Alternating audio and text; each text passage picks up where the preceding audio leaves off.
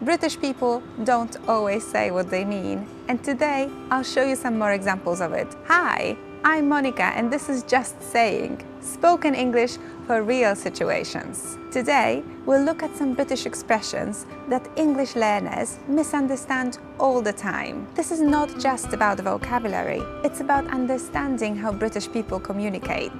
Good morning! What are your favorite hangout spots? It's almost time for my appointment. Can I walk there or should I take a bus? Hi everyone and welcome to Just Saying. 5:30. This confuses almost everyone because when we normally learn how to tell the time in English, we learn it with past and to. So for example, 2:30 or 2:45. But British people completely skip past or to when they use half. They just say, for example, 5:30, which means 5:30. Not bad. For example, you try some food and someone says, that was not bad. That might sound a little negative to you, but actually, it means it was quite good.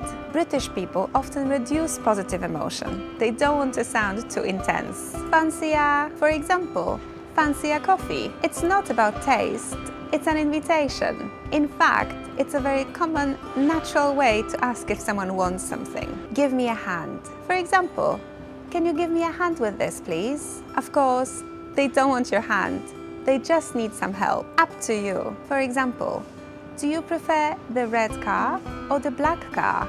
Up to you. This sounds quite flexible, and it sometimes means that you don't mind either of the options. But it can also mean that you don't want to take the responsibility for this decision. We should do this sometime. For example, we should get coffee sometime. You might think it sounds like a real plan, but actually, it normally is just part of polite conversation. I'll let you know. Are you joining us for a drink after work?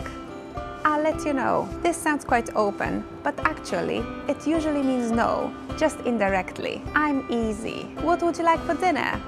I'm easy. This simply means, I don't mind. You decide. Interesting.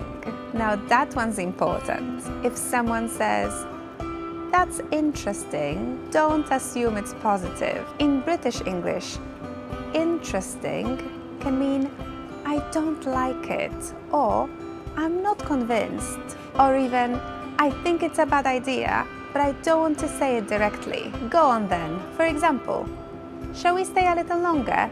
Go on then. This is a soft agreement, usually after hesitation. I reckon. For example, I reckon it will rain today. It's a relaxed, informal way of saying, I think.